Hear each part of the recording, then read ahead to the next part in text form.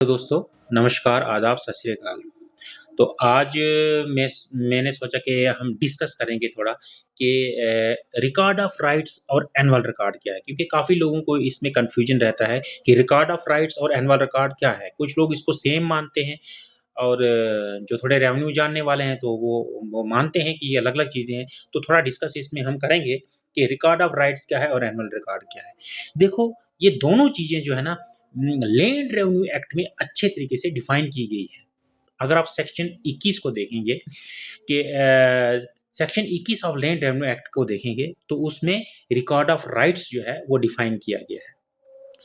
देखो, दोनों चीज़ों को समझने के लिए एक छोटी-सी मैं एग्ज़ाम्पल देता हूँ।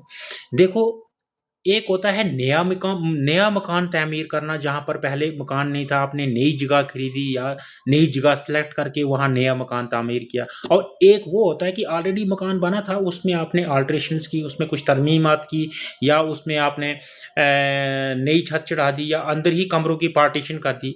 तो दो चीज़ें हैं तो दोनों मकान, लेकिन एक है नया मकान और एक है आपने तरमीम करके बनाया। यही सेम यहाँ भी लागू होता है। देखो, जहाँ आप नया जगह लेते हो ना, नई जगह पर आकर आप मकान तामीर करते हो, सबसे पहले आप वहाँ की भी एक बाउंड्री बनाते हो कि इतने-इतने में मैंने ये मकान बनाना है, इतने बाई इतने में। फिर उसके अंदर आप एक नक्शा बनाते हो, चाहे वो खुद बनाते हो या किसी आर्किटेक्ट से बनाते हो। तो फिर उस नक्शे के हिसाब से आप वहाँ पर प्लंथ डालते हो, प्लंथ डालने के बाद आप उसमें फिर एक मकान जो है वो खड़ा करते हो। तो तो वो जो एक नया मकान बन जाता है, तो वो वो समझो एक, हम उसको तशबीह देंगे रिकॉर्ड ऑफ राइट्स। यानी कि रिकॉर्ड ऑफ राइट्स, अब मैं बताऊंगा। रिकॉर्ड ऑफ राइट्स सिर्फ और सिर्फ सेटलमेंट के बाद बनता है, सेटलमेंट के टाइम बनता है। जब किसी गांव का फ्रेश सेटलमेंट होता है तो सबसे पहले उस गांव की मेजरमेंट की जाती है। पहले तो जरीब से होती थी, आज तो मशीन से होती है, जिसको इलेक्ट्रॉनिक टोटल स्टेशन मशीन भी कहते हैं। तो उस मशीन के ज़रिए हर एक खसरा नंबर का एक अलग नक्शा बनाया जाता है। हर एक मकान का, हर एक चीज़ का एक अलग-अलग नक्शा बनता है। फॉरेस्ट का अलग से बनता है, प्रोप्राइटरी लैंड्स का अलग से बनता है, शामलात का अलग से बनता है, स्टेट लैंड का अलग से बनता है। वो नक्शा तैयार होने के बाद फिर वो जो उस पे एक नए खसरा नंबर जब डाले जाते हैं, पटवारी नए खसरा नंबर उसमें डालते हैं। वो भी मैं बाद में बताऊँगा कि कहाँ से नंबरिंग शुरू होती है, कहाँ खत्म होती है, वो बाद में किसी वीडियो में बताएँगे।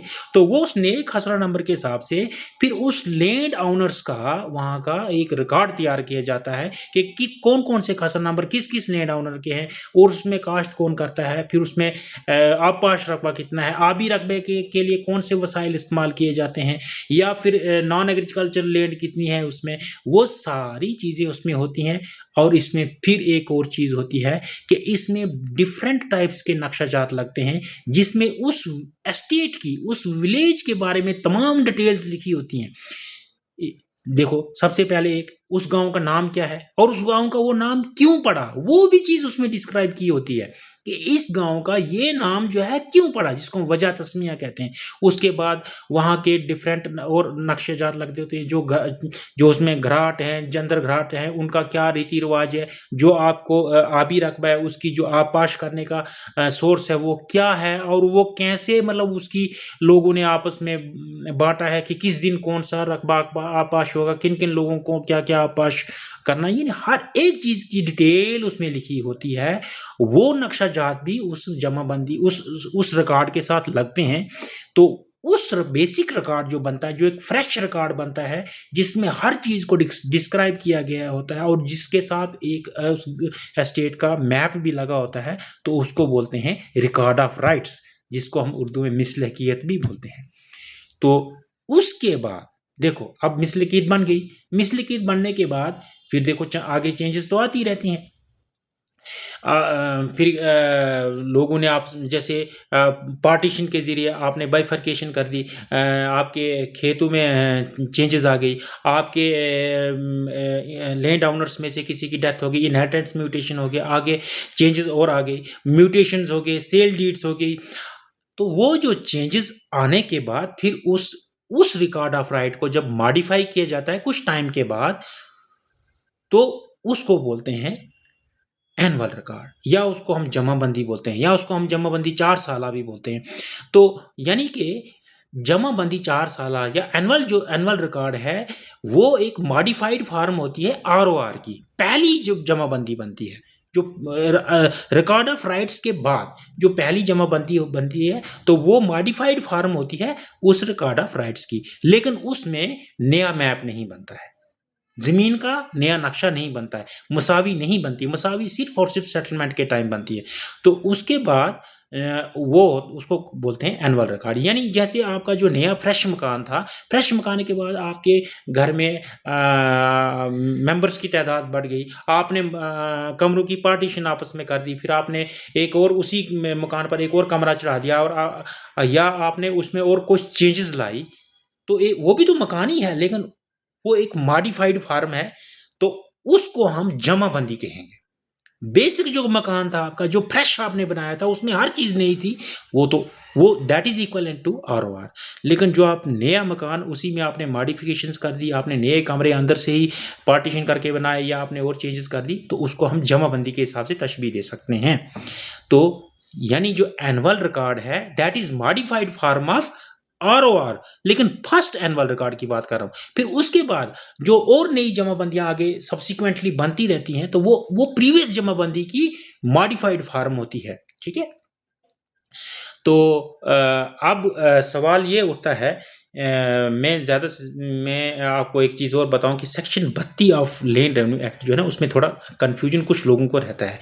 उसमें लिखा गया है कि रिकॉर्ड ऑफ राइट्स जो है वो कहाँ चैलेंज हो गया, और कौन कौन सी कंपिटेंट अथॉरिटी है जहां पर आप चैलेंज कर सकते हैं, और एनुअल रिकॉर्ड आप कहाँ कहाँ चैलेंज कर सकते हैं। उस टर्मिनोलॉजी के हिसाब से जो रिकॉर्ड ऑफ राइट्स है, that is only and only मिसलेकियत, whereas annual record means jamabandi. ठीक है। तो वहां पर कंफ्यूजन रहता है। अगर आप आज गूगल सर्च करेंगे कि रिकॉर्ड ऑफ राइट्स क्या है, तो गूगल भी बताएगा कि एनुअल रिकॉर्ड और जमाबंदी सेम है। लेकिन अगर आप रेवेन्यू टर्मिनोलॉजी के हिसाब से देखेंगे, तो record of rights and annual record both are different. ठीक है। तो standing order land revenue act में इन चीज़ों को अच्छे तरीके से डिफाइन किया गया है। अब ये है कि मिसलिकियत यानी रिकॉर्ड ऑफ राइट्स जो है वो कब तैयार किया जाता है, तो वो तो गवर्नमेंट के पास पावर्स है। गवर्नमेंट जब देखती है कि जो पिछला रिकॉर्ड ऑफ राइट्स है, अगर वो इस हद तक खत्म हो चुका है कि अब वो नाकाबिले कार हो चुका है, यानी ये या तो वो बिल्कुल खत्म हो चुका है, या जो रहा बचा भी है, तो वो यही कि उसमें इतनी या तो इतनी चेंजेस आई हैं कि उसमें अब फ्रेश रिकॉर्ड ऑफ राइट्स बनाना जरूरी है। तो उसमें गवर्नमेंट जो है वो नोटिफिकेशन निकालती है section 22 of land revenue act में। तो फिर उस गांव का, या वो एक गांव के लिए भी निकाल सकती है, एक एस्टेट के लिए निकालेगी, या फिर बहुत सारे एस्टेट्स के लिए निकालेगी एक नोटिफिकेशन। तो उसके बेस पर उस एरिया का, उस विलेज का एक फ्रेश सेटलमेंट होता है, तो एक नई आरओआर बनता है।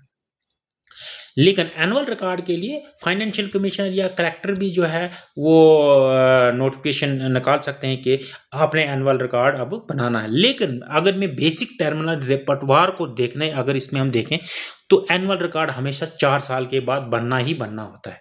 देखो, एक अंडरस्टूड सी बात है, जब एक जमाबंदी बनती है, जमाबंदी बनने के बाद क्या होता है, एक फ्रेश गिरदौरी रजिस्टर लगाया जाता है। फ्रेश गिरदौरी, हर एक जमाबंदी बनने के बाद एक फ्रेश गिरदौरी रजिस्टर बनता है, और गिरदौरी रजिस्टर पे कॉलम बने ही 4 साल के लिए होते हैं। वो इसलिए बने होते हैं कि 4 साल तक जितनी भी चेंजेस, जो भी चेंजेस उसमें, चाहे वो काश्तकार के कॉलम में हो, चाहे वो ओनरशिप के कॉलम में हो, या चाहे वो सेल डीड वगैरह के जरिए जो भी चेंजेस हैं, वो 4 साल में जितनी चेंजेस हो जाती हैं, उसके बाद फिर एक नई जमाबंदी बनती है, जो सारी चेंजेस इस गिरदौरी में होती हैं वो सारी उसमें इनकॉर्पोरेट की जाती हैं।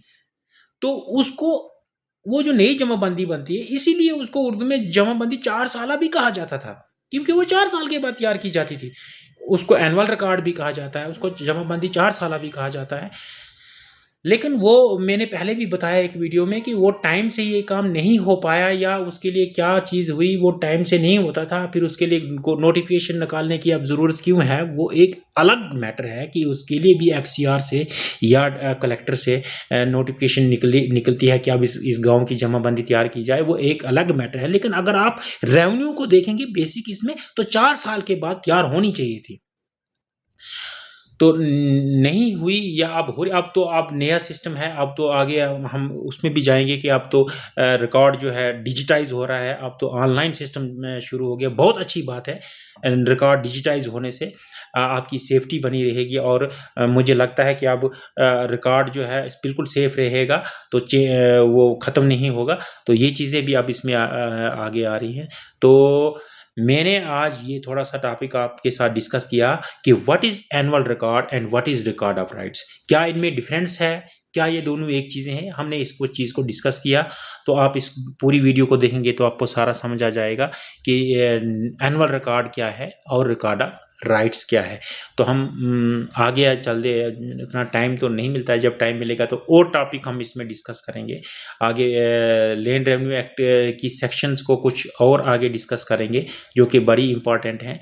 तो आज के लिए इतना ही। बहुत बहुत शुक्रिया, धन्यवाद, थैंक यू।